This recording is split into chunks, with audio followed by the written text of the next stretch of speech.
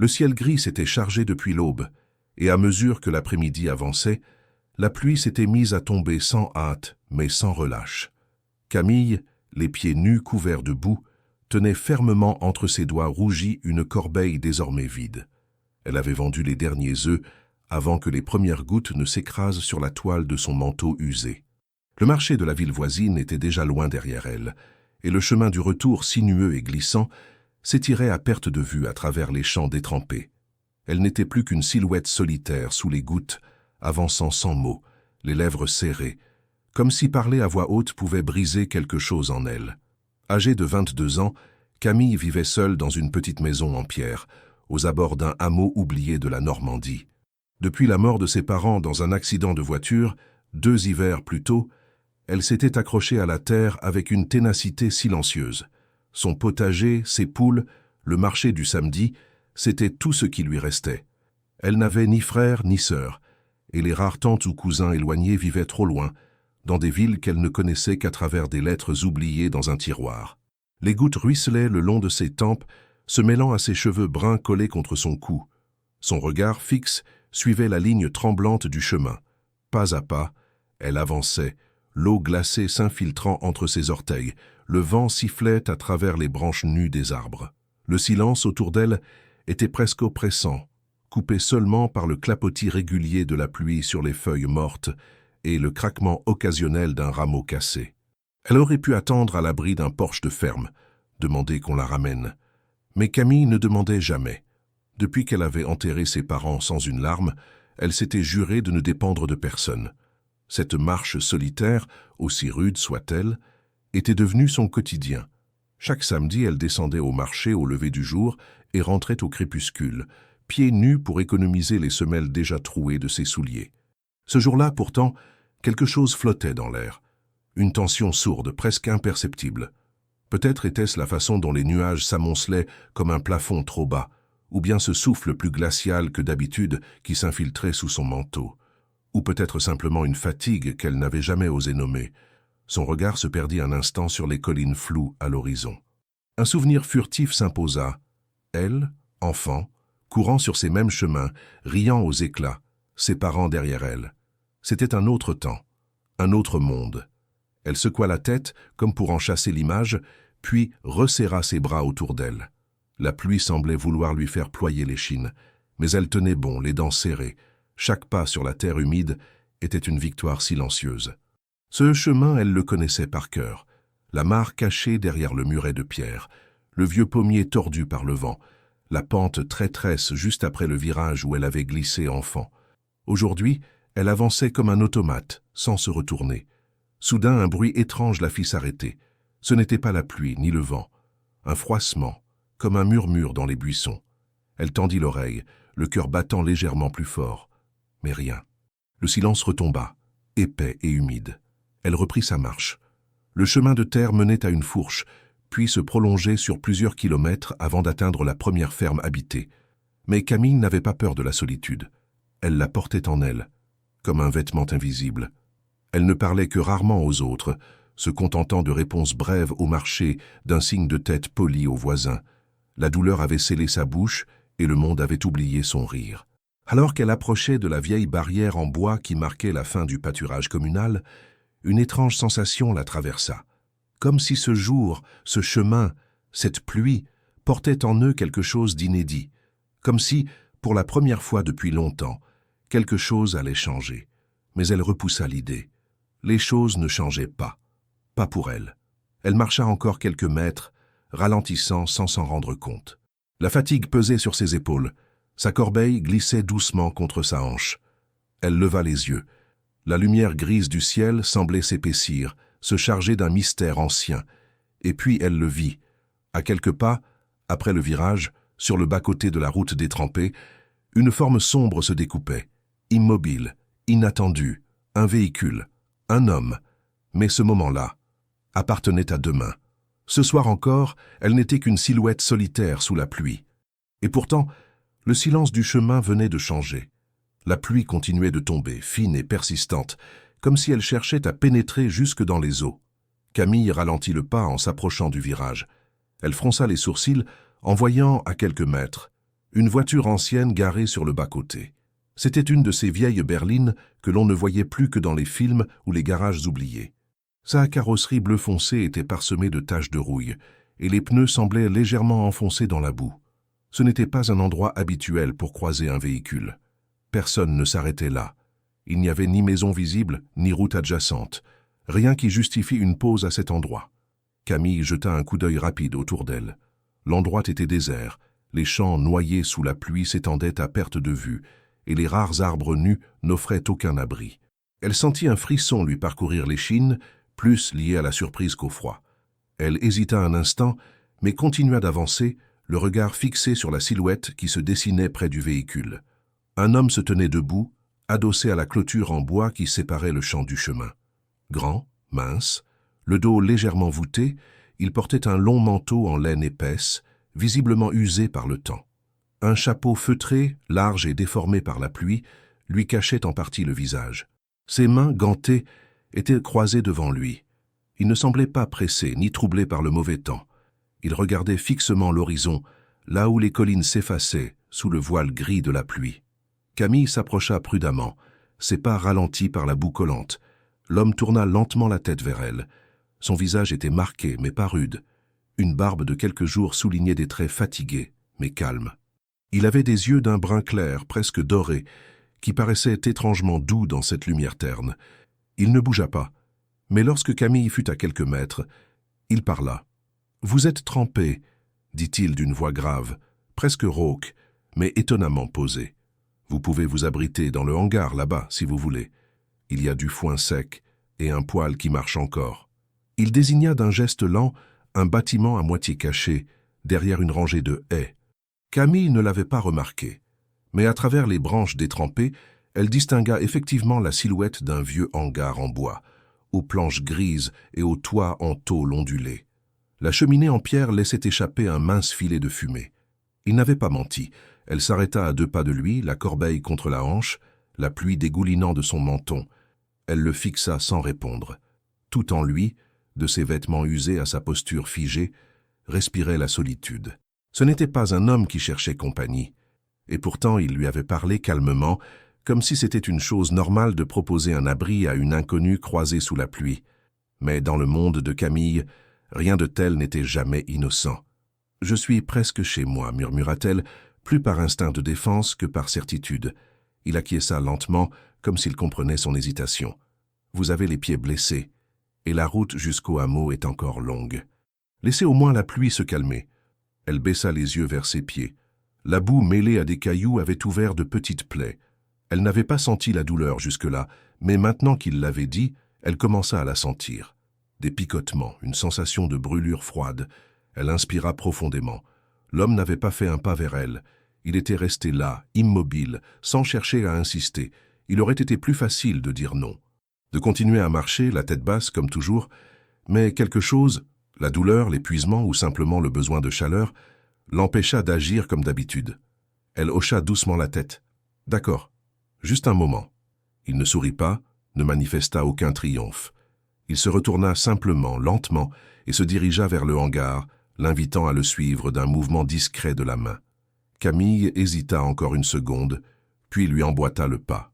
Le sol détrempé s'enfonçait sous leurs pas. L'odeur de la terre mouillée se mêlait à celle plus discrète, plus vive, du bois humide et du feu de cheminée. Lorsqu'ils atteignirent le hangar, il ouvrit une porte de bois grinçante, révélant un intérieur sombre mais étonnamment accueillant.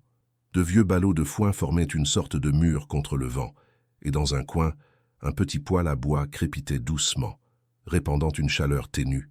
Camille entra, silencieuse, le regard en alerte. L'homme referma la porte derrière elle. Il ne tenta pas de parler davantage. Il alla simplement vers le poêle, ajouta une bûche, puis se recula. Elle resta debout, près de l'entrée, comme prête à s'échapper au moindre geste brusque. Il ne la regardait pas. Il s'était assis sur un tronc d'arbre renversé et contemplait les flammes. Après plusieurs minutes, Camille s'approcha, lentement, jusqu'à un ballot de foin près du feu. Elle s'assit sans un mot, posa sa corbeille au sol et tendit les mains vers la chaleur. Ses doigts tremblaient légèrement, autant de froid que de tension. Le silence entre eux n'était pas pesant. Il avait une sorte de calme étrange, presque apaisant. Elle sentit ses muscles se détendre malgré elle. Le feu crépitait doucement, et l'odeur du bois brûlé emplit l'espace. Le dehors semblait s'éloigner. Pour la première fois depuis longtemps, Camille se sentit à l'abri sans pour autant se sentir piégée. « Je m'appelle Étienne », dit l'homme au bout d'un long moment. Elle tourna légèrement la tête vers lui. Il regardait toujours les flammes. « Camille », répondit-elle simplement. Il acquiesça de nouveau. Puis le silence reprit sa place. Mais cette fois, il était différent, plus doux, moins méfiant. Comme si chacun, à sa manière, venait de reconnaître quelque chose de fragile chez l'autre, une douleur que les mots n'avaient pas besoin de nommer. Le poêle diffusait une chaleur constante, et peu à peu, l'humidité qui trempait les vêtements de Camille semblait s'évaporer. Elle était restée là, silencieuse, à quelques pas d'Étienne, observant la flamme trembler derrière la grille de fonte. Le temps passait lentement, sans paroles inutiles, seulement ponctué par le craquement régulier du bois et le bruit de la pluie martelant le toit du hangar. L'homme ne posait pas de questions, et c'était peut-être cela qui, contre toute attente, faisait naître un sentiment de sécurité. Elle ne s'en étonnait pas. Depuis la mort de ses parents, rares étaient ceux qui s'adressaient à elle autrement que pour lui acheter des produits ou échanger des banalités. Elle était devenue cette présence discrète et nécessaire, mais jamais interrogée. Or, dans le silence d'Étienne, il y avait une forme de reconnaissance tranquille. Il n'attendait rien, et pour elle, cela suffisait. Le soir était tombé sans qu'elle s'en rende compte. Le jour avait glissé lentement dans les ombres, et dehors le vent s'était levé. Le vieux hangar, solide malgré ses planches fendues, tenait bon. Étienne s'était levé pour attiser le feu, puis s'était rassis, toujours sans imposer sa voix. Ce fut Camille qui rompit le silence la première fois. « Vous vivez ici, tout seul ?» Il tourna légèrement la tête vers elle, comme s'il prenait le temps de la réponse. « Depuis longtemps, oui. La ferme est plus loin, à travers le bois. Ce hangar, je le garde pour les jours comme aujourd'hui. » Elle hocha la tête. Son regard glissa vers une vieille veste accrochée à un clou, puis vers un sac posé dans un coin. Rien n'indiquait une présence féminine. Elle ne posa pas de questions, mais Étienne, peut-être devinant sa pensée, reprit doucement. « Ma femme est morte il y a 7 ans. Un accident idiot pendant une tempête. Elle est sortie pour vérifier les clôtures. Un arbre a cédé. Elle n'a pas eu le temps de revenir. » Il avait dit cela sans trembler, comme un fait ancien, accepté. Mais il n'y avait aucune sécheresse dans sa voix, seulement une fatigue résignée, comme si les mots étaient revenus après des années de silence. Camille ne répondit pas. Elle n'en voyait pas l'utilité. Elle connaissait cette forme de douleur muette, ce creux que le temps ne comblait pas. « Et vous ?» dit-il après un moment, avec une prudence sincère. « Vous vivez seule aussi ?» Elle hésita, puis haussa les épaules. « Mes parents sont morts dans un accident de voiture, il y a 2 ans. Depuis, je fais ce que je peux. J'ai leur maison, quelques bêtes. Je vends au marché, c'est suffisant. » Elle avait dit cela avec une neutralité presque mécanique. Étienne ne la questionna pas davantage, mais ce fut elle qui poursuivit, comme si le simple fait de l'avoir dit avait ouvert quelque chose. « J'étais à l'université à Caen, littérature. Je n'y suis pas retourné après l'enterrement. J'ai laissé tout tomber, les études, les amis, tout ce qui me reliait à là-bas. Ça ne faisait plus sens. » Il acquiesça lentement, sans surprise. Quand quelque chose se brise, on a parfois besoin de tout poser, de recommencer ailleurs, ou de rester immobile un moment. Elle le regarda. Il ne cherchait pas à lui donner de leçons. Ses mots n'avaient rien de ces phrases creuses qu'on sert aux endeuillés. C'était une simple constatation, dénuée de jugement. Et c'était sans doute pour cela que Camille sentit un nœud en elle se desserrer. « Mais je ne suis jamais partie, murmura-t-elle. Je suis restée figée là où tout s'est arrêté. » Il ne répondit pas tout de suite. Le feu avait baissé. Il ajouta une bûche, l'observa un instant, puis reprit doucement. « Ce n'est pas la même chose que fuir. Rester, parfois, demande plus de courage. » Le silence reprit sa place entre eux. Camille ne disait rien, mais ses pensées tournaient vite. Elle n'avait jamais parlé de cela à personne, pas même à l'assistante sociale qui lui avait rendu visite après la mort de ses parents. Elle n'avait jamais trouvé les mots pour expliquer ce que c'était, ce poids constant au creux du ventre, cette fatigue qui n'avait rien à voir avec le travail. Mais là, dans ce vieux hangar avec cet homme qui parlait peu, quelque chose d'invisible semblait se délier. Elle observa le mur de planches à sa droite. Il était marqué de graffitis anciens, des noms gravés au couteau, des initiales mêlées de dates lointaines, un témoignage d'autres passages. Elle se demanda combien de personnes s'étaient arrêtées ici avant elle, et combien avaient trouvé dans cet abri quelque chose qu'elle ne cherchait pas vraiment. « Pourquoi vous m'avez proposé de rester ?» demanda-t-elle soudain. « Vous ne me connaissez pas. » Étienne tourna vers elle un regard calme, presque fatigué. « Parce que vous étiez seule sous la pluie, et que moi aussi je le suis souvent. On ne choisit pas toujours les raisons, mais il faut parfois simplement tendre la main quand on en a la force. » Elle resta un moment sans rien dire, puis, doucement, elle se leva. Ses vêtements étaient presque secs, ses pieds moins douloureux. Elle se dirigea vers la porte, l'ouvrit légèrement. La pluie avait cessé, seules quelques gouttes tombaient encore des branches. L'air était frais, mais moins mordant. Elle se retourna vers lui. « Merci pour le feu. » Il hocha la tête sans mot. « Je m'en vais, dit-elle, mais je reviendrai peut-être. Pour parler. » Il ne répondit pas. Il se contenta d'un regard long, attentif, qui disait assez sans rien promettre. Elle franchit la porte, descendit les marches inégales et reprit le chemin, ses pieds nus s'enfonçant à nouveau dans la terre humide. Mais cette fois, chaque pas semblait un peu moins lourd. Le lendemain matin, le ciel demeurait couvert, mais la pluie avait cessé. Une brume légère flottait au-dessus des champs, voilant les formes et atténuant les sons. Le sol, encore détrempé, rendait les pas lourds, mais la lumière douce d'automne offrait un répit au froid de la veille. Camille s'était levée tôt, comme chaque jour de marché. Elle avait rassemblé ses légumes, ramassé les œufs du matin, rangé ses bocaux de conserve dans la même caisse en bois qu'elle utilisait depuis des années. Elle attacha ses cheveux sans soin, enfila ses vêtements les plus secs et, sans un mot, prit la route vers la ville voisine. Son pas était rapide, mais discret, comme toujours. À travers les chemins sinueux, elle s'efforçait de garder l'équilibre sur les pierres glissantes. Arrivée sur la place du marché, elle prit son emplacement habituel, au bout de la deuxième rangée, près du puits fermé. Ce n'était pas le coin le plus animé, mais elle s'y était installée naturellement, loin des discussions trop bruyantes des autres vendeurs. Ce matin-là, elle déroula sa bâche de plastique, tâcha de l'installer au mieux malgré les trous visibles et posa ses produits comme elle le faisait chaque semaine. Les œufs bien alignés, les tomates lavées, les bottes de carottes nouées avec une ficelle de jute. À peine installée, elle sentit les premiers regards. Ceux des habitués, ceux qui la connaissaient sans vraiment la connaître. Un hochement de tête, parfois un bonjour, rarement plus. Elle n'attendait rien d'autre. Mais ce jour-là, quelque chose de différent attira son attention. Une silhouette se détachait dans la brume matinale. Grande, reconnaissable entre toutes. Étienne. Il avançait à pas mesurés, son manteau long recouvrant presque ses bottes. Dans les mains, il ne tenait rien. Il ne semblait pas venu pour acheter. Quand il s'arrêta devant son stand, elle releva la tête, étonnée. « Bonjour », dit-il simplement.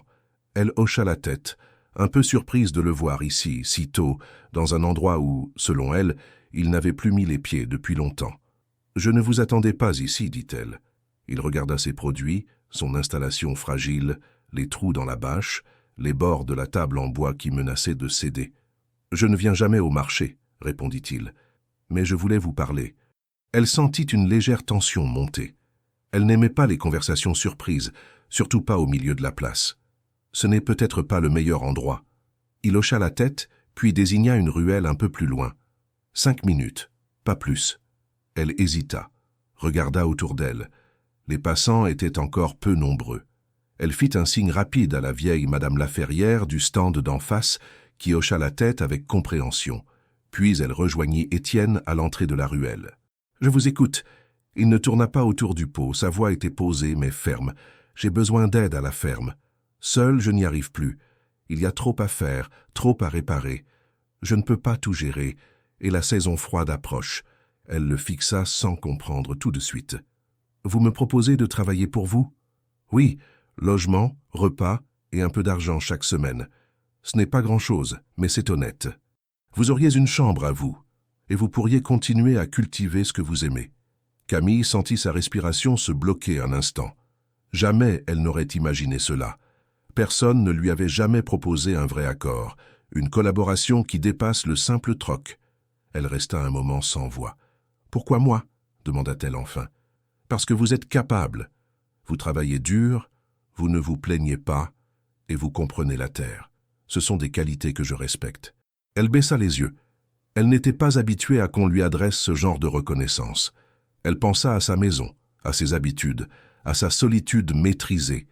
Travailler avec quelqu'un, habiter ailleurs, même temporairement, c'était une idée étrangère. Et en même temps, une part d'elle sentit qu'il ne s'agissait pas seulement de travail. Étienne, sans rien dire de plus, lui offrait une forme de confiance. Et peut-être aussi une porte ouverte vers autre chose que les jours identiques qui se répétaient depuis 2 ans. « Je ne sais pas, dit-elle.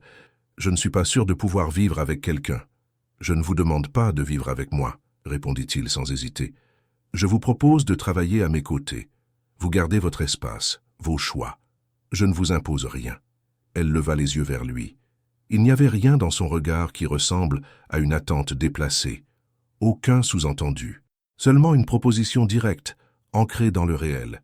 Elle pensa à sa maison où l'humidité rongeait les murs, à ses économies, de plus en plus minces, à l'épuisement de ces derniers mois, à l'impression de faire toujours du surplace. « J'ai besoin d'y réfléchir, dit-elle enfin. Prenez le temps, mais pas trop. La terre n'attend pas, Camille. » Il lui fit un simple signe de tête et s'éloigna sans insister. Elle resta là un moment, figée, avant de revenir à son stand. Le marché battait à présent son plein. Les voix montaient, les paniers se remplissaient, les enfants couraient entre les étals. Mais pour elle, tout semblait s'être ralenti. Elle vendit ses produits machinalement, sans vraiment entendre les clients. L'idée tournait en boucle dans sa tête. Une proposition honnête, un travail réel, une chance de sortir de la boucle étroite qu'était devenue sa vie. Elle savait que dire oui ne serait pas simple. Cela signifiait faire confiance. Et la confiance, depuis la mort de ses parents, était devenue une frontière infranchissable. Elle se demandait ce qui lui faisait le plus peur, accepter et être déçue, ou refuser et rester là, figée, une année de plus, dans une maison qui n'était plus un foyer. Le soir venu, de retour chez elle, elle entra dans la petite cuisine aux murs froids. Le silence l'accueillit, comme toujours. Elle posa sa corbeille vide, s'assit à la table et resta longtemps là, immobile. Puis, sans réfléchir davantage, elle sortit un bout de papier, écrivit quelques lignes, le glissa dans une enveloppe. Le lendemain, elle marcherait jusqu'à la ferme. Mais cette fois, ce ne serait pas pour demander l'abri d'un feu. Ce serait pour donner sa réponse. Le matin était clair, froid mais sec. Un léger givre recouvrait les hautes herbes, et la lumière hivernale dessinait des ombres longues sur les chemins de terre. Camille gravit la colline qui menait à la ferme d'Étienne. Sa réponse pliée dans la poche de son manteau. Elle n'avait pas dormi profondément. La nuit avait été traversée de pensées contradictoires, de souvenirs d'enfance mêlés aux voix muettes de ses parents absents. Elle se demandait ce qu'ils auraient pensé de ce choix, de cette décision qui rompait, pour la première fois, le fil répétitif de ses journées depuis 2 années entières. Quand elle arriva devant la bâtisse principale, la grande porte en bois était entrebâillée. Elle entra sans frapper. Étienne était dans la cour, à genoux, les mains dans la terre, en train de retirer des racines sèches dans un carré de culture laissé en jachère. Il leva les yeux à son approche sans surprise, comme s'il avait su qu'elle viendrait ce jour-là, à cette heure-là. Mais il ne dit rien. Elle s'approcha lentement, tira l'enveloppe de sa poche et la lui tendit. « Je ne l'ai pas ouverte, dit-elle. Je l'ai écrite cette nuit. Mais elle contient ma réponse. » Il la prit sans un mot, observa un instant l'enveloppe, puis la glissa dans la poche intérieure de sa veste sans chercher à l'ouvrir. Ce geste lui suffit. Il se releva lentement, essuya ses mains sur un chiffon usé accroché à sa ceinture, puis fit signe vers la maison. « Venez, je vais vous montrer la chambre. » Camille suivit en silence. La maison était plus grande qu'elle ne l'imaginait de l'extérieur. Les pièces n'étaient pas nombreuses, mais chacune respirait l'usage. Rien n'était décoratif. Tout avait une fonction précise. Dans la cuisine, une grande table de bois brut occupait le centre. Une théière fumait sur la cuisinière à bois. Ils traversèrent un couloir, passèrent devant une porte fermée, puis s'arrêtèrent devant une autre, entr'ouverte.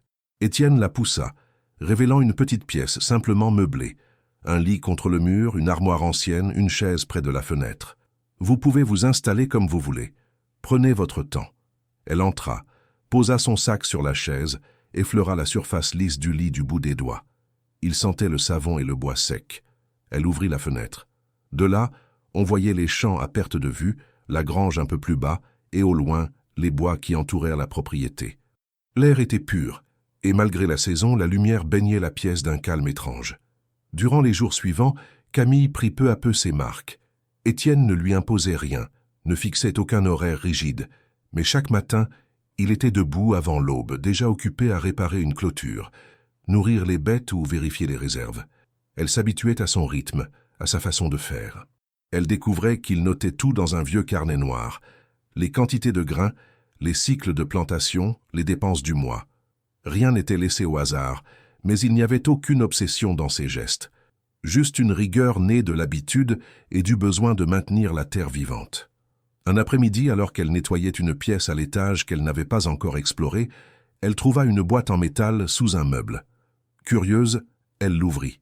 À l'intérieur, soigneusement rangées, se trouvaient des lettres, toutes non envoyées, certaines vieillards de plusieurs années, d'autres plus récentes. L'écriture était la même, reconnaissable, droite et nette, celle d'Étienne. Elle en prit une au hasard, la déplia. Elle ne contenait ni date, ni destinataire précis, juste quelques lignes, simples et douloureusement honnêtes. Je ne sais pas comment continuer sans elle. Chaque jour ressemble au précédent. Je fais ce que je peux. J'essaie d'aimer encore la terre, mais tout semble fade depuis qu'elle n'est plus là. J'écris ces mots pour ne pas crier. Camille reposa la lettre, le cœur serré. Elle n'avait pas le droit de lire cela. C'était intime, presque sacré. Mais elle ne pouvait pas s'arrêter. Elle en ouvrit une autre datée de 2 ans auparavant. Il y a des jours où je me demande ce que je fais encore ici. Puis je regarde les bêtes, les arbres, les outils. Et je me dis que c'est ici que je suis encore vivant, même si je ne sais plus comment vivre. Elle referma la boîte lentement, la remit à sa place. Elle n'en parla pas à Étienne. Elle comprenait trop bien ce que signifiait écrire pour ne jamais envoyer. Elle-même avait rempli des carnets entiers, jetés ensuite au feu sans jamais les relire. Des mots écrits pour survivre à l'absence. Ce qu'elle avait lu ce jour-là, elle le garda pour elle, avec un respect profond. Mais cela changea quelque chose dans sa perception de l'homme qu'elle côtoyait chaque jour. Il n'était pas seulement ce fermier silencieux. Il était aussi cet homme qui, dans le secret de ses nuits, cherchait encore à trouver un sens à ce qui lui restait. Ce même jour, en fin d'après-midi, elle reçut une lettre. Elle ne recevait presque jamais de courrier. L'enveloppe était simple, mais le nom en haut à gauche attira son regard. Paul-Antoine Lemoine. Un nom familier, vague. Un cousin éloigné de sa mère, si elle se souvenait bien. Elle ouvrit la lettre avec une prudence naturelle. Les lignes étaient claires, directes. Il écrivait depuis Marseille. Il venait d'apprendre le décès de ses parents, avec beaucoup de retard, et souhaitait lui proposer un projet. Il avait ouvert une petite auberge dans les Calanques et cherchait une associée de confiance pour gérer la partie logistique, notamment l'approvisionnement alimentaire. Il savait que Camille avait été élevée à la campagne, qu'elle connaissait les cycles, les produits. Il avait pensé à elle. Elle relut la lettre 2 fois. Une proposition concrète, une vie ailleurs, une ville qu'elle ne connaissait pas, des gens, un avenir peut-être plus simple, ou du moins plus clair, mais aussi tout ce qu'elle devrait abandonner. La maison de ses parents, les souvenirs qu'elle avait protégés, cette terre rude mais familière, et maintenant, ce lieu fragile qu'elle commençait à apprivoiser ici, dans cette ferme. Elle posa la lettre sur la table, fixa le papier longtemps, sans bouger. Elle ne savait pas encore quelle réponse donner, mais elle savait que, pour la première fois depuis longtemps, 2 chemins s'ouvraient devant elle, et que rester immobile ne serait plus une option. Le ciel annonçait les premières gelées durables. Chaque matin, une fine couche de givre recouvrait les rebords des fenêtres, les toits des hangars, les clôtures des pâturages. Camille s'était peu à peu intégrée au rythme de la ferme. Elle partageait les tâches avec Étienne sans avoir à se concerter longuement. Elle savait quand préparer les outils, il savait quand la laisser seule. Il y avait entre eux une entente silencieuse, solide et non formulée, née de la répétition, de la confiance muette, de l'espace respecté. Rien n'était dit, mais tout semblait fonctionner. C'est dans cette routine, encore fragile, qu'un bruit inhabituel brisa le calme d'une fin de matinée. Camille était dans la grange, en train de trier les caisses de pommes de terre entreposées avant l'hiver, lorsqu'elle entendit le crissement caractéristique de pneus sur le gravier gelé. Elle s'essuya les mains sur son tablier et sortit, le regard tiré vers le chemin qui serpentait entre les peupliers. Une voiture foncée, plus moderne que celle d'Étienne, venait de s'arrêter devant la cour. La portière claqua rapidement. Un homme descendit. Grand, bien habillé, le manteau en laine épaisse, les chaussures cirées, il portait une écharpe élégante nouée avec soin. Il arborait un sourire confiant, presque trop large. Camille fronça légèrement les sourcils. Étienne sortit de la maison quelques secondes plus tard, les mains encore humides, une serviette sur l'épaule.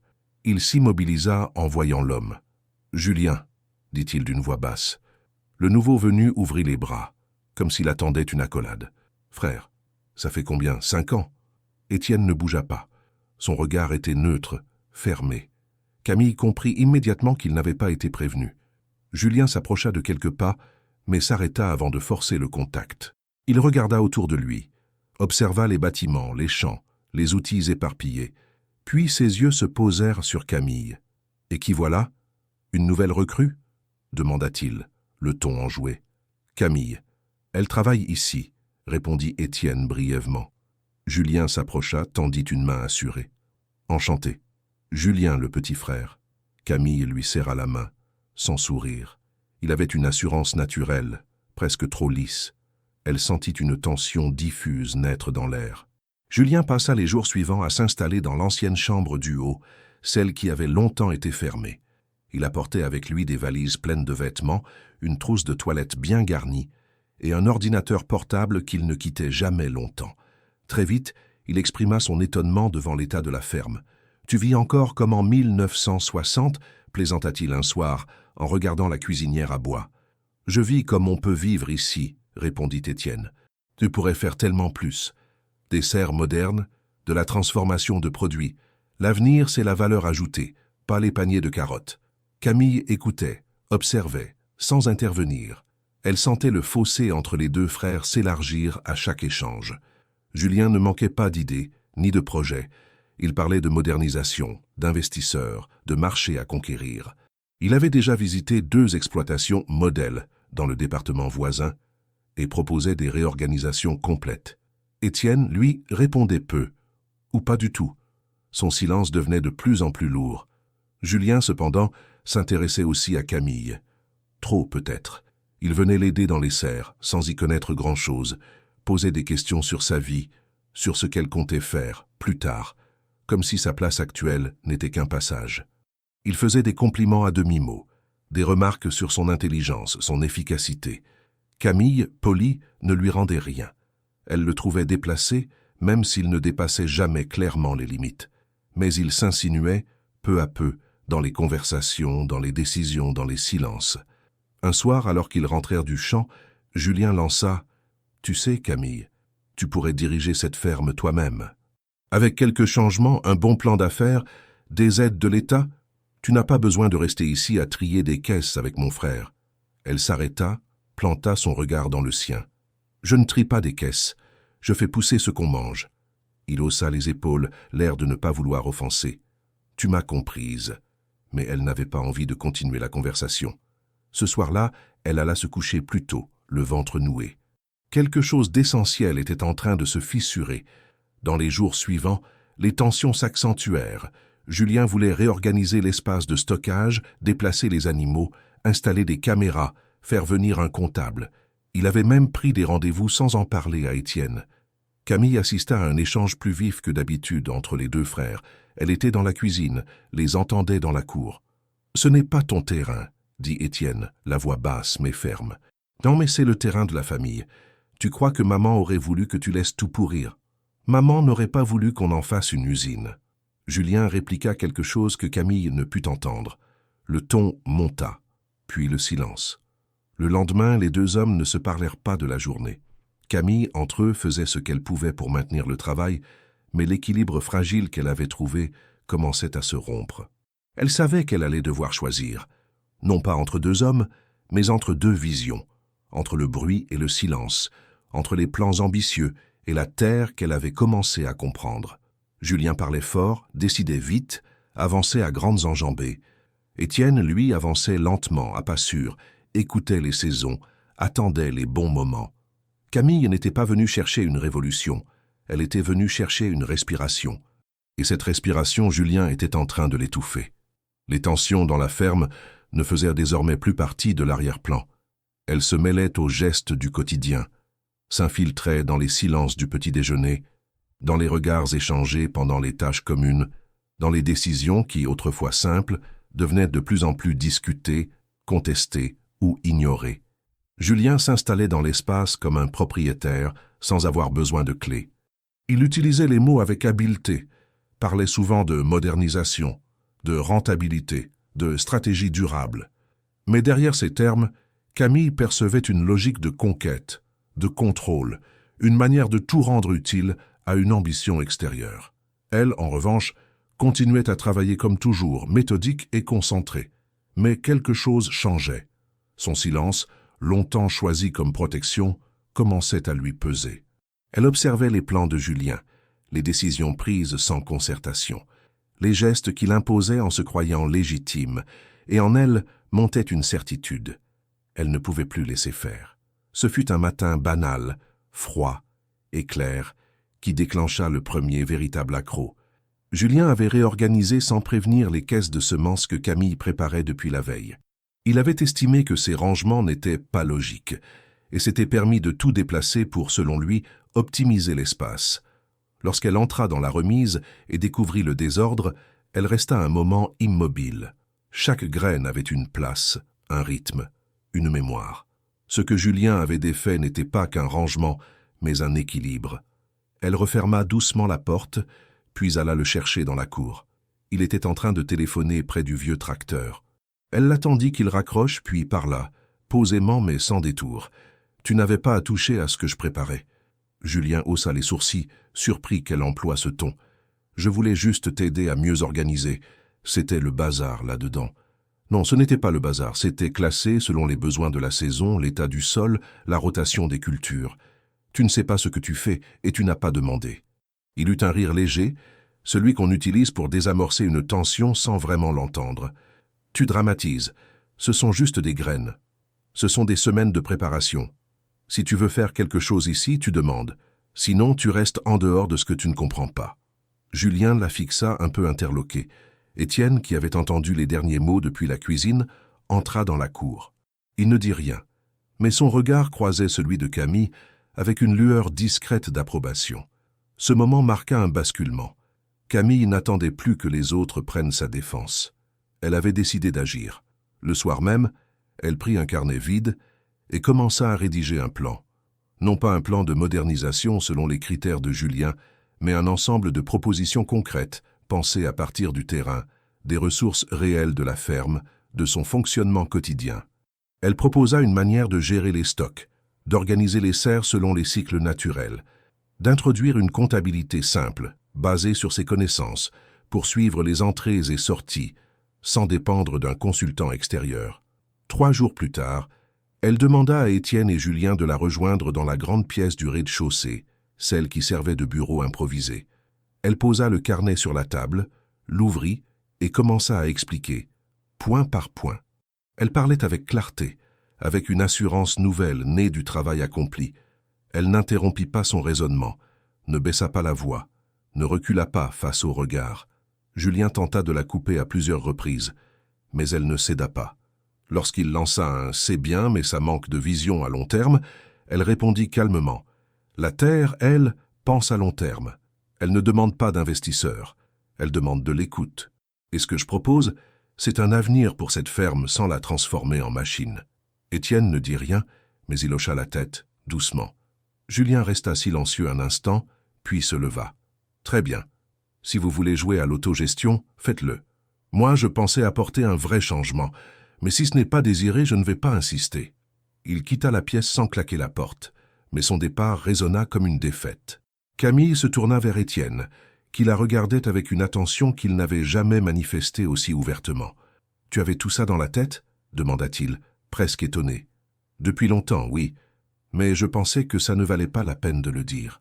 Tu as eu raison de le faire. » Le lendemain, ils commencèrent à appliquer certaines des idées. Ils réorganisèrent les plantations prévues pour l'hiver, déplacèrent les caisses de manière plus logique et commencèrent à tenir des registres clairs. Le travail devenait plus fluide, plus maîtrisé. Camille ne dirigeait pas la ferme, mais elle en devenait une pièce centrale. Étienne, sans formuler de louanges, lui laissait désormais la place pour décider, corriger, ajuster. Et cela changeait tout. Julien, quant à lui, s'éloignait. Il passait plus de temps enfermé dans sa chambre ou parti en voiture vers la ville. Il parlait de moins en moins, et quand il le faisait, c'était pour évoquer d'autres projets ailleurs, d'autres terres plus ouvertes à l'innovation. Camille comprit qu'il ne resterait pas longtemps, et elle s'en trouva soulagée. Ce qui avait commencé par une parole simple, « Tu n'avais pas à toucher », avait déclenché un rééquilibrage profond. Elle avait retrouvé sa voix. Non pas une voix bruyante, mais une voix claire, ferme, pensée. Et cette voix, enfin, était entendue non comme celle d'une aide silencieuse, mais comme celle d'une partenaire à part entière. Le mois de novembre s'achevait dans une tension étrange, presque prémonitoire. L'air était plus lourd que d'habitude, et même les animaux semblaient agités. Les vaches renâclaient dans l'étable, les chiens aboyaient plus souvent. Les oiseaux avaient déserté les haies plus tôt que les autres années. Camille, attentive à ces signes, ne cédait pas à l'inquiétude, mais redoublait de vigilance. Elle savait que les saisons dans cette région pouvaient se montrer imprévisibles. Pourtant, rien ne l'avait préparée à la violence de la tempête qui frappa la ferme au début de la semaine suivante. Tout avait commencé par un vent soutenu au lever du jour, un vent sec qui faisait claquer les volets et pliait les jeunes arbres. Étienne avait sorti les bêtes les plus fragiles du pâturage, et Camille avait sécurisé les outils, renforcé les liens des bâches sur les serres. Julien, revenu la veille d'un déplacement dont il n'avait donné que peu de détails, observait les préparatifs sans trop participer. Il parlait encore, à demi-mot, d'un projet avec un entrepreneur de Rouen, d'un possible rachat partiel des terres, d'un avenir plus structuré. Étienne l'écoutait à peine. Camille, de son côté, savait déjà que le frère cadet n'avait plus l'intention de rester. En fin d'après-midi, le ciel s'assombrit brusquement. Les nuages s'étaient empilés comme une armée silencieuse, et le vent s'était levé d'un seul coup, hurlant à travers les bois comme une plainte continue. Les premières branches cassées s'écrasèrent contre les murs, puis ce furent les premières tôles arrachées. Camille, les mains engourdies, courait d'un point à un autre avec Étienne, sécurisant les ouvertures, calant les portes, renforçant les fixations avec des cordes, des planches, tout ce qu'il trouvait. Julien, visiblement dépassé, restait surtout à l'abri dans la maison, prétextant qu'il fallait rester en contact avec les services d'urgence. Camille ne le jugeait pas, mais elle notait son absence. La nuit tomba plus vite que prévu. Une obscurité totale, tranchée seulement par les éclairs qui zébraient le ciel à intervalles réguliers. La pluie, elle, n'était pas tombée tout de suite. C'était le vent qui dominait, sec, impitoyable, emportant tout ce qui n'était pas ancré profondément. Puis, comme si le ciel avait cédé d'un coup, l'eau s'abattit avec une brutalité inouïe. En quelques minutes, les chemins furent submergés, la cour se transforma en marécage, et les toits commencèrent à fuir. Le plus violent fut atteint vers 2 heures du matin. Camille, réfugiée avec Étienne dans la grange principale, assista impuissante à l'effondrement partiel du toit du vieux hangar à outils. Une partie des poutres, trop anciennes, trop fatiguées, n'avait pas tenu. Sous le fracas, des caisses furent brisées, des outils noyés, une partie des récoltes d'hiver détruites. Un bruit sourd, suivi d'un silence choqué, marqua l'instant précis où tout changea. Étienne, le visage fermé, ne dit rien. Il alluma une lampe à gaz, observa les dégâts à travers la pluie battante, puis referma la porte d'un geste calme, presque cérémoniel. Il ne jurait pas, ne criait pas. Il encaissait. Camille, elle, sentit quelque chose se briser en elle. Non pas de la peur, mais une sorte de rage froide. Tout ce qu'ils avaient construit, semaine après semaine, venait d'être balayé par quelques heures de chaos. Et pourtant, elle ne pleura pas. Elle ne céda pas à l'abattement. Au contraire, elle sentit naître en elle une détermination nouvelle, plus tenace que la tempête elle-même. Le lendemain matin, la pluie avait cessé. Le vent était tombé. Il ne restait que les séquelles visibles, branches arrachées, clôtures couchées, tuiles brisées, boue partout. Les animaux étaient vivants, mais inquiets. Le sol était trempé, les serres en partie éventrées. La ferme, ce matin-là, avait l'air d'un champ de bataille après une longue nuit de guerre silencieuse. Étienne sortit le premier. Il resta longtemps devant le hangar effondré, les bras croisés. Julien arriva peu après, son téléphone toujours à la main. Il examina les dégâts avec des commentaires techniques. « Il va falloir vendre une partie, Étienne. On ne peut pas tout reconstruire, tu le sais. On n'a pas les moyens, ni les outils. Si on vend une parcelle à un investisseur fiable, on sauve le reste. Camille, couverte de boue jusqu'aux genoux, s'approcha. Vendre pour réparer, ce n'est pas reconstruire. C'est abandonner petit à petit jusqu'à ce qu'il ne reste plus rien. Tu crois qu'on a le choix? Tu veux faire quoi concrètement? Aller quémander à la mairie? À ceux qui n'ont jamais levé le petit doigt pour cette ferme? Oui, justement, répondit-elle sans trembler. Julien rit incrédule. Tu plaisantes? Non. Je veux demander de l'aide à ceux-là même qui nous ont tourné le dos, parce que je crois que cette ferme peut être autre chose. Pas un produit à vendre, mais un lieu à partager. Étienne la regarda longuement. Il ne dit rien, mais son silence avait changé. Il n'était plus résigné, il était attentif. Julien secoua la tête, comme pour chasser une idée absurde. « Tu veux transformer cette ferme en projet communautaire? Tu crois que les gens du coin vont te suivre? Tu n'es pas d'ici, Camille. Tu n'es qu'une fille de passage venue vendre des œufs sur une bâche trouée. Et toi, tu es venue vendre des promesses avec des mots vides. » Ce fut la première fois que Camille le confronta aussi frontalement. Il recula d'un pas, déstabilisé. Étienne intervint enfin. « Julien, tu n'as jamais voulu rester. Ce n'est pas un reproche, c'est un constat. Tu veux faire autre chose ailleurs, alors fais-le. Laisse-nous reconstruire avec ceux qui croient encore à cette terre. » Julien, surpris, ne répondit pas tout de suite. Puis, il hocha la tête, amer. « Très bien. Faites à votre manière. Mais ne venez pas dire plus tard que je ne vous avais pas prévenu. » Il rentra dans la maison, claque discrètement la porte. Camille resta un moment dehors, les bottes dans la boue, le visage levé vers le ciel enfin clair. Elle savait que ce qui venait de se passer était irréversible. La tempête avait détruit bien plus que des structures matérielles. Elle avait balayé les illusions, les faux semblants, les discours creux. Il ne restait que l'essentiel, la terre, la volonté, et cette idée fragile mais tenace, qu'en tendant la main à ceux qui l'avaient ignorée, elle pouvait peut-être faire renaître quelque chose. Ce matin-là, l'air portait une fragilité particulière.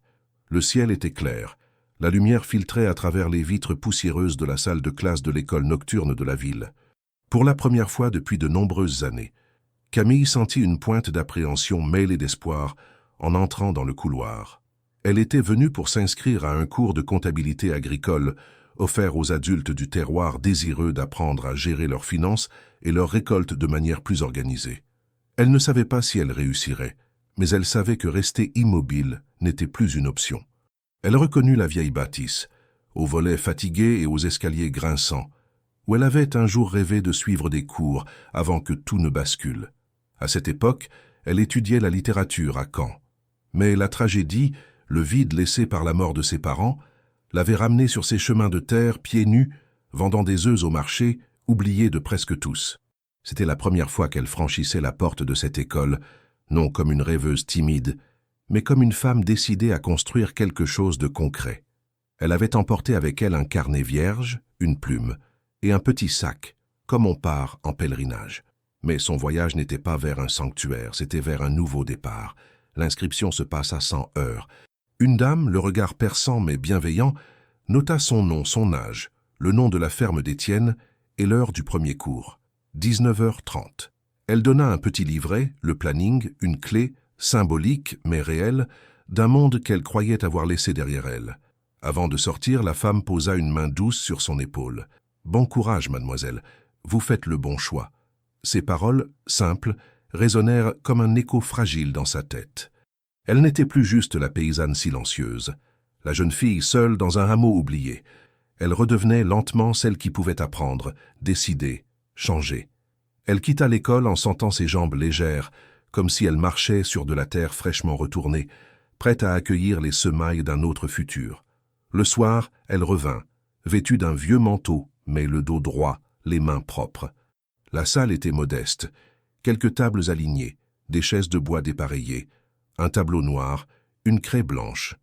À côté d'elle s'assirent d'autres adultes, des agriculteurs, des ouvriers, quelques femmes, tous venus pour aussi peu que possible, mais avec le même désir, apprendre à compter, planifier, survivre et peut-être prospérer. La professeure entra, frêle silhouette éclairée par un unique lampadaire d'angle. Elle se présenta comme Madame Leclerc. Elle avait un visage marqué par le temps, des rides douces comme des sillons creusés par l'expérience. Ses yeux, fermes, scrutèrent la classe, s'attardèrent un instant sur Camille, puis commencèrent le premier cours. savoir lire un relevé de coûts, calculer les dépenses, anticiper les récoltes, évaluer les ressources, planifier les mois à venir. À chaque mot, Camille sentit la lourdeur d'un passé fait de jours incertains s'alléger. Elle prit des notes, maladroitement au début, puis avec plus d'assurance. Les chiffres, les totaux, les pourcentages ne l'intimidaient pas. Ils lui parlaient d'ordre, de contrôle, de stabilité. Pour la première fois depuis longtemps, elle entendit le silence se transformer en sens. Lorsque le cours se termina, elle resta quelques instants, regardant les autres quitter la salle avec des remerciements, des sourires fatigués. Elle referma son livret, le glissa contre sa poitrine. Elle n'avait pas encore dit pourquoi elle avait arrêté ses études à Caen. Le poids de la culpabilité, l'idée que c'était une trahison envers ses parents, tout cela l'avait empêchée d'en parler.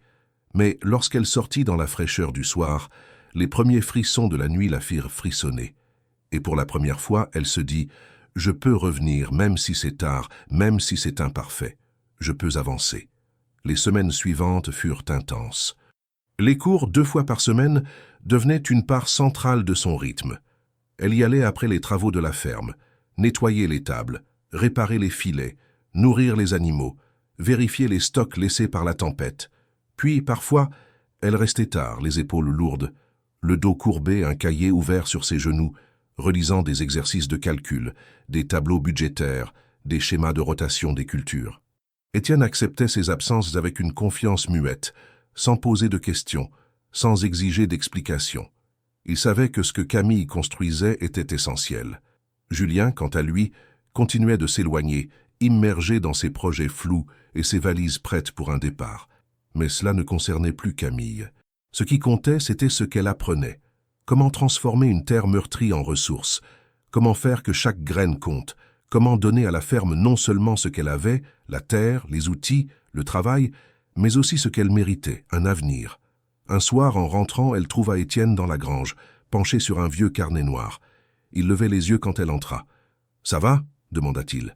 Elle répondit par un sourire vrai, rare, mais sincère. « Oui, mieux que ça.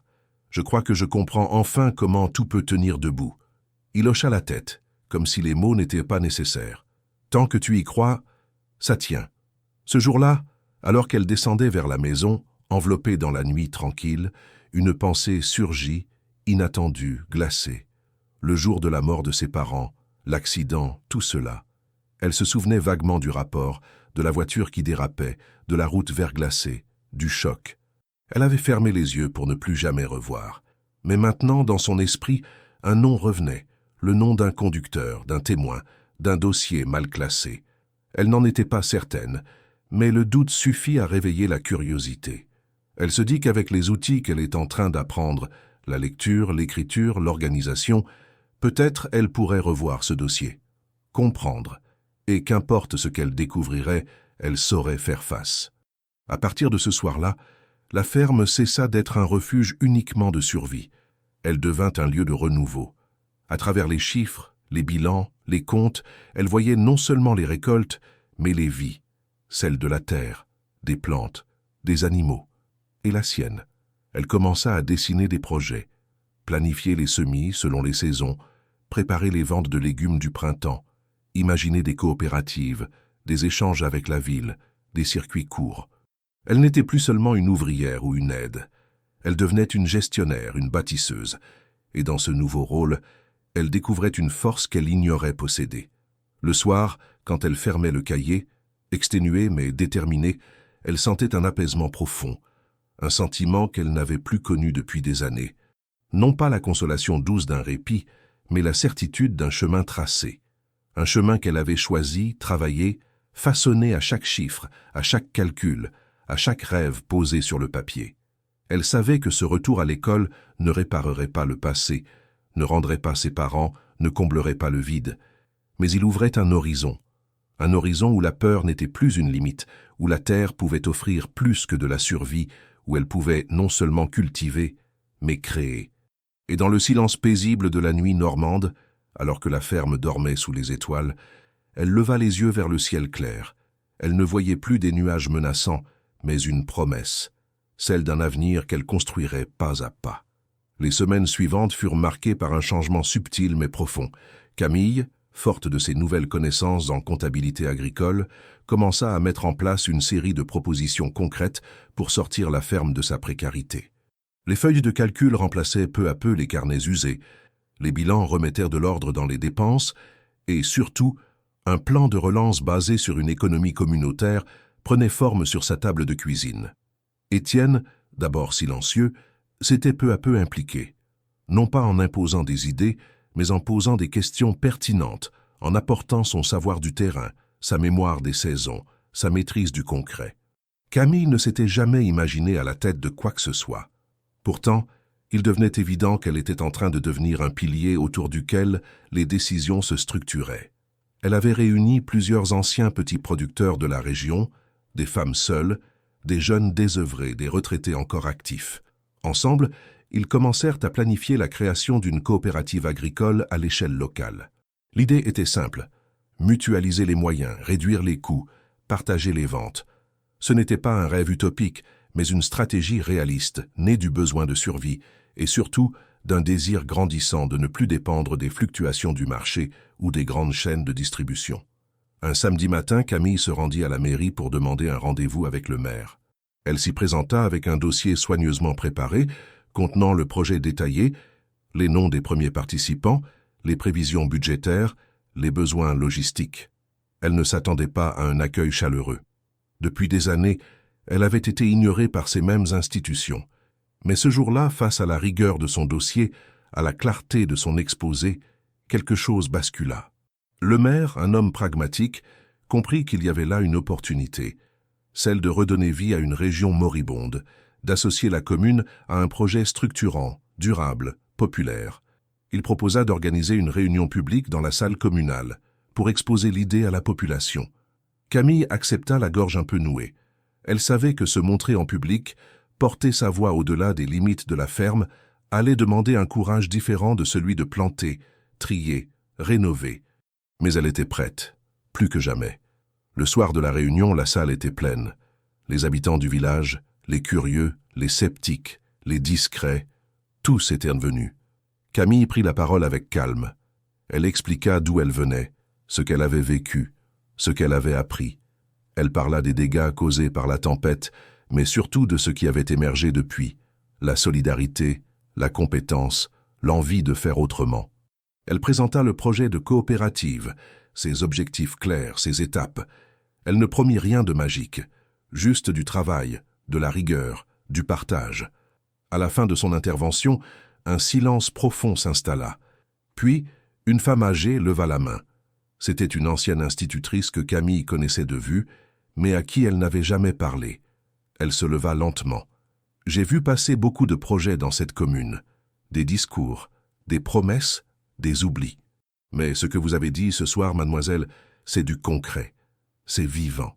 Et c'est la première fois que quelqu'un nous parle comme à des adultes capables de choisir. Vous avez mon soutien. » Le reste de la salle suivit. Applaudissements, commentaires positifs, questions sérieuses. Un homme proposa un tracteur, une femme des locaux pour stocker les produits. Une dynamique s'enclencha, là, dans cette pièce banale, comme un feu qui prendrait dans du bois sec. La semaine suivante, un journaliste du journal local demanda à rencontrer Camille. Il avait assisté à la réunion et voulait en faire un article. Ils se retrouvèrent dans la cour de la ferme, elle en botte, lui avec son carnet. Il l'écouta parler du projet, de la terre, de l'après-tempête, de la lente réinvention du travail collectif. Il prit des photos discrètes, nota ses mots sans les déformer. L'article fut publié le samedi suivant avec un titre simple « Une ferme, une femme, une idée ». Le texte ne romantisait rien. Il exposait les faits, les actions, les résultats. Mais ce fut suffisant pour attirer l'attention au-delà du village. D'autres producteurs, des communes voisines, prirent contact. Certains vinrent visiter la ferme, d'autres demandèrent les documents, les procédures. Camille, d'abord débordée, apprit à déléguer. Elle organisa des réunions régulières, mit en place des groupes de travail, fit circuler les informations. Étienne, dans l'ombre, continuait de réparer, d'ensemencer, de bâtir. Il parlait peu, mais ses gestes confirmaient sa confiance en elle. Il avait compris qu'elle portait désormais quelque chose de plus grand que la survie d'un lieu. Elle portait un mouvement. Dans le village, les regards changèrent. Ceux qui l'avaient autrefois ignoré au marché lui adressaient maintenant des salutations sincères. Certains venaient jusqu'à la ferme pour lui poser des questions, proposer leur aide, déposer des outils, des matériaux. L'isolement, lentement, se dissolvait. Camille n'était plus la jeune femme silencieuse aux pieds nus sur le chemin boueux. Elle devenait une référence, un point d'ancrage, non par ambition mais par nécessité, parce qu'elle avait montré que l'autonomie, même fragile, était possible quand elle s'appuyait sur la coopération. Un soir, alors qu'elle rentrait d'une réunion tardive à la mairie, elle trouva Étienne sur le banc devant la maison. Il fumait lentement, les yeux tournés vers les collines. « Tu fais du bon travail », dit-il simplement. Elle s'assit à côté de lui, fatiguée, mais apaisée. « Je ne sais pas où ça va nous mener, » répondit-elle, « mais on avance. C'est tout ce qui compte. » Il ne dit rien de plus. Le silence s'installa entre eux, familier, profond, sans malaise. Un silence de compagnon, non de solitude parallèle. Un silence qui disait « Nous sommes là, ensemble, face au réel. » Camille leva les yeux vers les champs. Le vent passait entre les arbres, porteur d'un air plus doux. La ferme n'était plus un repli, ni un poids hérité. Elle était devenue un centre, et elle, une femme debout. Le matin était calme, lumineux, presque anormalement doux pour une fin de janvier. Camille était dans la cour, en train de nettoyer les caisses de récolte utilisées la veille pour trier les légumes conservés de l'hiver, lorsqu'un véhicule étranger entra dans l'allée principale. Ce n'était pas un tracteur, ni une camionnette de livraison. Une voiture grise, basse, récente, avec une plaque d'immatriculation d'un autre département. Elle s'arrêta devant la grange. Un homme en costume sombre, mal à l'aise dans ses chaussures de ville, en sortit avec une serviette de cuir à la main. Il ajusta ses lunettes, s'approcha d'un pas hésitant, puis demanda « Madame Camille Delaunay ?» Camille s'essuya les mains, s'approcha, méfiante par réflexe. « C'est moi, Antoine Salvert, notaire à Rennes. Je suis ici pour vous remettre un document. Est-ce que nous pouvons parler quelques minutes ?» Elle le fit entrer dans la maison où Étienne, alerté par le bruit, les accueillit avec un simple hochement de tête. L'homme sortit une enveloppe scellée de sa sacoche, la posa sur la table, s'assit avec prudence sur la vieille chaise de bois. « Il s'agit d'un héritage, mademoiselle. Une parente éloignée, votre tante Hélène Moreau, décédée récemment dans le sud de la France. Elle n'avait pas d'enfant, et après de longues recherches, vous avez été identifiée comme son unique héritière. » Camille ne répondit pas tout de suite. Elle se souvenait à peine de ce nom, une sœur de sa mère qu'elle n'avait jamais connue, ou peut-être juste croisée dans un mariage il y a bien longtemps. Étienne s'était assis en silence, observant le visage de Camille se fermer peu à peu. « Et quel est cet héritage ?» demanda-t-elle enfin. « Une maison à Aix-en-Provence, un terrain de 2 hectares planté d'oliviers, quelques comptes bancaires. Au total, une valeur estimée à environ 160 000 €. Mais il y a une condition, précisa-t-il. » Camille se crispa légèrement. « Laquelle ? Vous devez vous y installer. Le testament est clair. Elle voulait que sa maison continue d'être habitée par un membre de sa famille. Si vous refusez, les biens seront transférés à une association culturelle désignée dans ses volontés. » Elle resta muette. L'homme ouvrit sa serviette, lui tendit un document de synthèse, quelques photos imprimées en couleur, une bâtisse ancienne, entourée d'arbres bas, une allée de gravier, une vue sur les collines provençales. Rien de grandiose, mais un lieu réel, prêt à vivre. « Vous avez 2 semaines pour décider, » conclut-il. « Nous pouvons organiser une visite si vous le souhaitez. Voici ma carte. » Il se leva, salua Étienne, remercia pour l'accueil et quitta la pièce avec la même discrétion qu'à son arrivée. Camille resta figée un long moment, les mains posées sur le dossier de la chaise. Étienne ne dit rien. Il savait que cette décision ne le concernait pas, qu'il n'avait aucun droit de regard. Mais il ressentait quelque chose d'inattendu, une crainte sourde. Il connaissait assez Camille pour savoir que, malgré sa discrétion, elle prenait les responsabilités au sérieux. Elle n'avait jamais fui devant le réel. Ce choix allait l'obliger à peser ce qu'elle avait construit ici face à une promesse nouvelle ailleurs. Elle passa les jours suivants entre réflexion et fatigue. La nouvelle s'était répandue, et bien que peu de gens en parlent ouvertement, certains visages dans le village trahissaient une forme d'envie, de spéculation, voire de jugement. Une jeune femme comme elle, avec peu de moyens, pouvait-elle vraiment refuser une opportunité pareille? Une maison dans le sud, un terrain exploitable, de l'argent, une nouvelle vie. Beaucoup voyaient cela comme une chance unique. Mais Camille voyait autre chose, un arrachement. Ce qu'elle avait construit à la ferme ne se mesurait pas en valeur foncière. Il y avait ici une structure en cours, fragile mais réelle, un projet communautaire naissant, des liens tissés après des années de silence. Elle avait bâti une légitimité, lentement, en travaillant, en apprenant, en partageant. Elle n'avait jamais cherché à posséder, mais elle avait acquis quelque chose d'inestimable, la reconnaissance. Et cette reconnaissance, elle la devait à la terre, mais aussi aux personnes qui l'entouraient, aux mains anonymes qui l'aidaient à soulever les planches, trier les légumes, réparer les outils. Partir, c'était tout recommencer. Pire, c'était peut-être trahir. Un soir, elle ouvrit le dossier complet, relut les termes, les chiffres, les détails notariaux. Tout était clair. Si elle acceptait, elle devait partir. Aucun arrangement possible. Une clause stricte sans compromis. Ce n'était pas une opportunité partielle. C'était une scission. Elle descendit au jardin, marcha lentement jusqu'à la serre, observa les premiers semis qu'elle avait plantés il y a quelques jours. De jeunes pousses timides émergèrent de la terre, promesse d'un printemps à venir. Étienne la rejoignit, silencieux. « Tu veux en parler ?» demanda-t-il doucement. « Je ne sais pas, » répondit-elle. « Je suis fatiguée. J'ai l'impression que quoi que je choisisse, je vais perdre quelque chose. C'est souvent ça, choisir. » Elle se tourna vers lui, les yeux brillants mais secs. « Si c'était toi, tu ferais quoi ?» Il prit le temps de répondre. « Je ne suis pas toi. Moi, j'ai choisi de rester ici quand plus rien ne me retenait. Mais toi, tu as encore le monde devant. Ce que tu veux faire, c'est ta seule vraie boussole. » Elle hocha la tête, sans trouver de mots. Ce soir-là, elle écrivit 2 lettres. Une pour le notaire qu'elle n'envoya pas.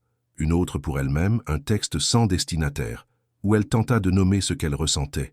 L'attachement, la peur, la colère, l'orgueil, l'incertitude. Elle relut ce qu'elle avait écrit, le glissa dans une boîte et la ferma.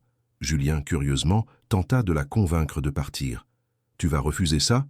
Une maison dans le sud, des oliviers, un terrain propre, des possibilités réelles ? Tu veux vraiment continuer ici avec des courgettes et des réunions de village ?» Mais cette fois, Camille ne répondit pas. Elle savait que sa réponse viendrait non pas dans les mots, mais dans les actes. Dans la manière dont elle continuerait à se lever chaque matin, à entretenir la serre, à préparer les récoltes. Dans la manière dont elle continuerait à répondre aux regards des autres, non pas avec justification, mais avec constance. L'héritage oublié n'était peut-être pas celui inscrit dans les papiers notariés. C'était celui qu'elle avait reçu de ses parents sans qu'ils le disent, le goût de la persévérance, la fidélité aux gestes simples, la valeur du travail partagé. Ce legs-là, elle ne pouvait pas l'abandonner, pas sans trahir tout ce qu'elle avait reconstruit sur cette terre. Camille se leva tôt ce matin-là, comme à son habitude, mais quelque chose en elle avait définitivement changé. Elle avait passé la nuit sans dormir, à peser l'irréversible. Le dossier du notaire reposait sur la table de la cuisine, encore ouvert à la dernière page, là où il suffisait d'une signature pour tout basculer. Et pourtant, la décision était prise. Elle ne partirait pas. Non parce qu'elle avait peur de changer de vie, mais parce qu'elle n'était plus à la recherche d'une échappatoire. Elle n'avait plus besoin d'ailleurs. Tout ce qu'elle avait choisi de bâtir, elle l'avait fait ici, sur cette terre rude, accidentée, mais authentique. La fuite n'était plus une solution, car elle ne fuyait plus rien. Elle était ancrée. Elle ouvrit la fenêtre, inspira l'air froid de février. Il restait des traces de la tempête, des branches cassées dans les fossés, un pan de toiture encore bâché, des planches empilées contre la grange. Mais il y avait aussi des signes de renouveau. Les jeunes semis dans la serre, le calendrier des prochains marchés sur le mur, une lettre posée sur la table, cette fois adressée au notaire. Elle y avait écrit, d'une main assurée, son refus d'accepter l'héritage. Pas par rejet de la mémoire de cette tante inconnue, mais par fidélité à ce qu'elle construisait ici. L'argent, le terrain, la maison du Sud ne pourraient jamais compenser les racines qu'elle avait plantées jour après jour, avec patience et conviction. Étienne trouva la lettre dans la boîte aux lettres, prête à être postée, et ne dit rien. Il se contenta d'un regard, un regard lourd de respect. Un silence qui reconnaissait la force tranquille de cette décision. Camille passa les jours suivants à organiser la suite des réparations. Elle mobilisa les membres de la coopérative, établit un plan de travail, répartit les tâches. Ensemble, ils reconstruisirent la toiture du hangar principal, renforcèrent les clôtures, vidèrent les fossés, remirent en état les espaces abîmés par l'orage. Chacun venait avec ses outils, ses bras, son temps. Il n'y avait pas de hiérarchie, seulement une volonté commune de remettre debout ce que la pluie avait tenté d'abattre. Le jour où le dernier madrier fut posé sur le toit du hangar, Camille resta un long moment dans la cour, les bras croisés, observant la structure remise à neuf. Étienne s'approcha, un marteau encore à la main. « Ça tient bien, dit-il. »« Ça tiendra mieux qu'avant, répondit-elle, parce qu'on l'a fait ensemble. » Ce « on » n'était pas seulement elle et lui. C'étaient les femmes venues de la ville voisine pour apprendre à planter, les anciens du village venus avec des planches et des clous, les enfants qui avaient couru dans la boue pendant que les adultes reconstruisaient. C'était un travail collectif, mais aussi une déclaration de principe. Ils n'attendraient plus que les choses changent d'en haut. Ils les changeraient, ici, à leur mesure. Julien, de son côté, avait préparé son départ. Il ne fit pas de discours. Il rangea ses affaires, salua brièvement Étienne et Camille, puis prit la route vers une autre vie. Il ne semblait pas en colère, seulement détaché. Il n'avait jamais vraiment fait partie de cet endroit. Sa présence avait été une parenthèse, une agitation passagère. Camille ne lui en voulait pas. Chacun suit son propre rythme, et elle savait désormais que le sien n'avait rien à voir avec les raccourcis ou les éclats. Elle avait choisi la lenteur, la continuité, l'engagement. Le départ de Julien marqua une sorte de retour à l'équilibre. La ferme retrouva son calme, non pas celui du repli, mais celui du travail aligné, des projets bien ancrés. Camille proposa de transformer l'ancien atelier en salle commune, où les membres de la coopérative pourraient se réunir, organiser des formations, partager les outils. Elle dessina les plans, évalua les coûts et présenta tout lors de la réunion mensuelle. Les votes furent unanimes. On lança l'aménagement dès la semaine suivante. Les après-midi étaient désormais rythmés par les sons du marteau, de la scie, du rire. Des repas étaient à préparer à tour de rôle, partagés dans la cour. On parlait d'avenir sans grandiloquence. On listait les besoins, on ajustait les attentes. Camille gérait les plannings, prenait les appels, vérifiait les comptes. Étienne, lui, continuait à entretenir les champs, à veiller sur les bêtes, à réparer ce qui s'usait.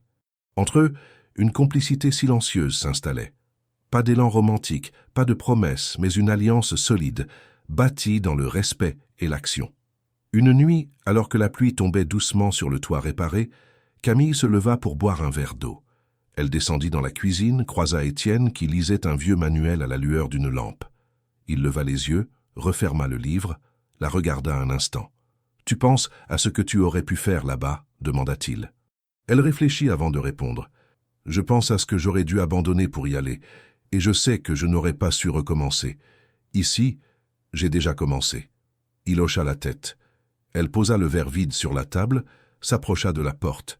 Avant de retourner se coucher, elle murmura « Merci d'avoir laissé la place. » Il ne répondit pas, mais dans son silence, il y avait tout ce qu'elle avait besoin d'entendre. Les jours passèrent, les fondations de la salle commune furent coulées, les murs montés. La ferme n'était plus seulement une exploitation, c'était un lieu de transmission, un centre de résistance douce face à l'indifférence extérieure. Ce qui était resté debout après la pluie, ce n'était pas seulement une grange, c'était une manière de vivre, un refus de céder à l'abandon. Camille, chaque soir, notait dans son carnet les dépenses, les tâches accomplies, les projets à venir. Mais elle y ajoutait désormais autre chose, des réflexions, des noms, des remerciements. Parce que cette histoire n'était plus seulement la sienne.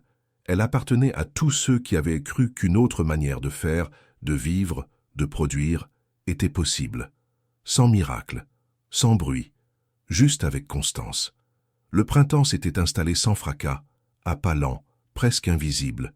Une tache de couleur ici, une pousse verte là, des oiseaux revenus un matin sans prévenir. Les jours s'allongeaient à peine, mais leur clarté portait un autre poids, celui de la continuité. Rien de spectaculaire, rien d'explosif. Juste la saison suivante qui arrivait, comme toutes les autres, et que Camille accueillait avec un calme nouveau. Elle n'attendait plus que la vie lui prouve quoi que ce soit. Elle avait trouvé son équilibre dans le simple fait d'agir, de tenir, de faire pousser quelque chose. La ferme reconstruite à la suite de la tempête tournait désormais comme une horloge artisanale. Pas sans accroc, mais avec régularité. La coopérative avait été officiellement enregistrée sous le nom de « Les Hauteurs de la Bruyère ». Les membres avaient choisi ce nom ensemble, lors d'un dimanche pluvieux autour d'un repas improvisé sous la grange. Le nom évoquait à la fois la hauteur symbolique de leur engagement et la bruyère qui couvrait autrefois les collines, sauvage, modeste, mais persistante. Camille avait souri. Elle n'aurait pas trouvé mieux.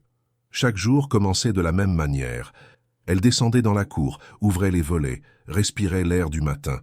Puis, selon les besoins, elle allait au cerf, préparait les outils, répondait aux messages sur son téléphone.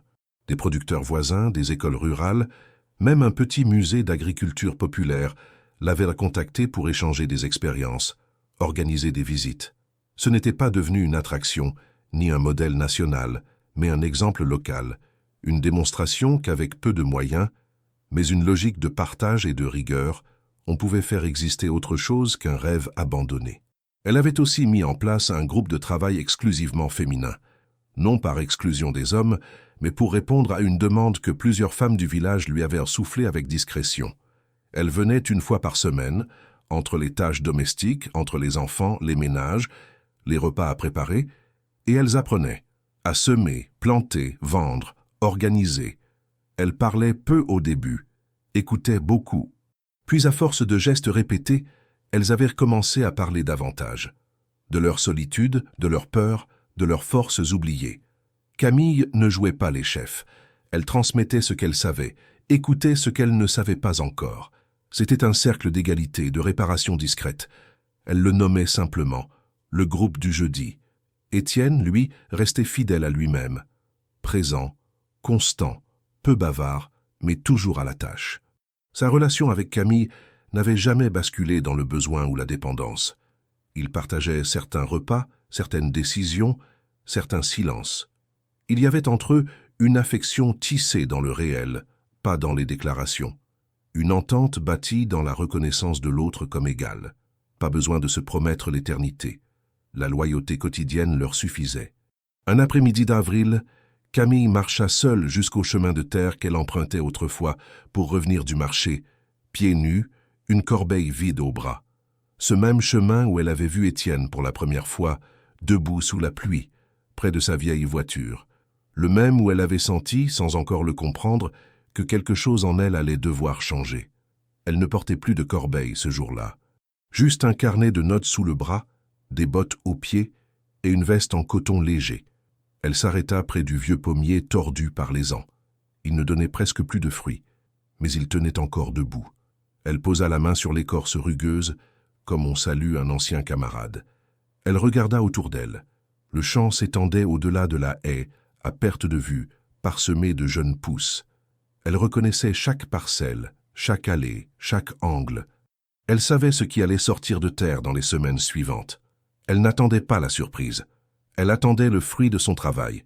Et cela suffisait. C'était ce champ, précisément, qui représentait pour elle le plus. Ce n'était pas le plus fertile ni le plus vaste. C'était celui qu'elle avait remis en état après la tempête. Celui où elle avait appris, entre deux orages, à organiser une récolte, à planifier des rotations, à déléguer les tâches, à faire confiance. C'était aussi là qu'elle avait planté ses premières semences seule, sans l'aide d'Étienne, juste avec sa mémoire et ses carnets. Et c'est dans ce champ qu'elle s'était surprise, un jour de février, à sourire en voyant les premières pousses sortir du sol, sans peur, sans hésitation. Elle s'assit à même l'herbe, le carnet toujours fermé. Elle n'avait rien besoin d'écrire. Tout était là. Elle n'était plus la jeune femme réfugiée dans une maison humide, repliée sur elle-même, incapable de regarder au-delà de son propre chagrin. Elle était devenue une femme qui décide, qui construit, qui partage. Non pas parce qu'elle en avait été sauvée, mais parce qu'elle avait appris à se sauver elle-même en compagnie d'autres, mais sans attendre qu'on le fasse à sa place. Elle resta longtemps là, à observer le ciel, les lignes du champ, les bruits de la ferme derrière elle. Le vent faisait bouger les herbes, les oiseaux passaient en groupes désordonnés.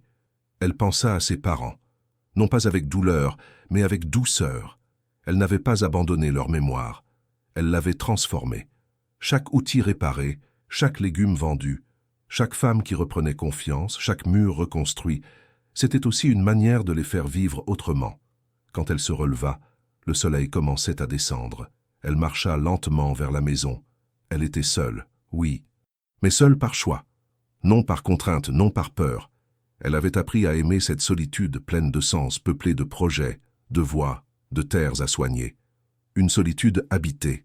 Elle entra dans la cour, croisa Étienne qui taillait une haie.